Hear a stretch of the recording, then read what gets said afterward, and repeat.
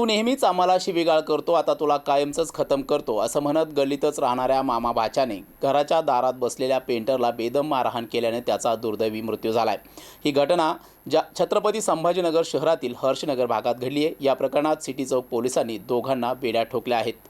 फिर्यादी मृत मनोज यांची आई चंद्रभागाबाई रंगनाथ नाडे यांनी दिलेल्या तक्रारीनुसार मनोज यांचे लग्न झालेले असून त्यांना 2 मुली 1 मुलगा आहे। पत्नी घरगुती वादामुळे मुलांसह माहेरी राहते। दरम्यान सोमवारी सकाळी 9 वाजेच्या सुमारास मनोज नाश्ता करून घराच्या दारात पायरीवर बसला होता। घरातील कचरा गाडीमध्ये टाकला का असे तो आईला म्हणत होता। तेव्हा आरोपी किशोर भालेराव हा मनोज यांच्या समोरून जात असताना मनोज त्याला शिवीगाळ करत आहे असे वाटल्याने त्याने मनोजचे पाय ओढून पायऱ्यांवरून खाली ओढले। थोबाडीत मारून लाथाबुक्क्यांनी मारहाण केली।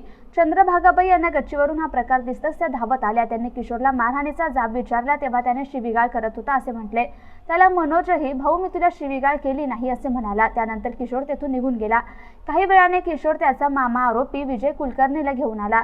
दोघांनी मनोजला तू आम्हाला नेहमी शिवीगाळ करतो, कायमचा खतम करतो अशी धमकी देत दोघांनी मनोजच्या पोटात छातीत लाथाबुक्क्यांनी जबर मारहाण केली। बेदम मारहाणीमुळे मनोज बेशुद्ध झाला। बेशुद्ध झाल्यावरही किशोरने त्याच्या पोटावर बसून छातीत बुक्क्यांनी मारले। मनोजची आई आणि नागरिक सोडवित असताना आरोपी मनोजला मारहाण करतच राहिले।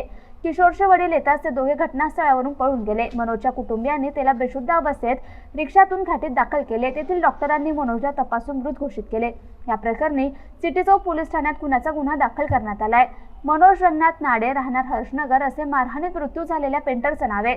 तर विजय उर्फ लड्या सर्जेराव कुलकर्णी आणि त्याचा भाचा किशोर संतोष भालेराव अशी खून करणाऱ्या अटकेतील आरोपींची नावे असल्याची माहिती पोलीस निरीक्षक निर्मला परदेशी यांनी दिली।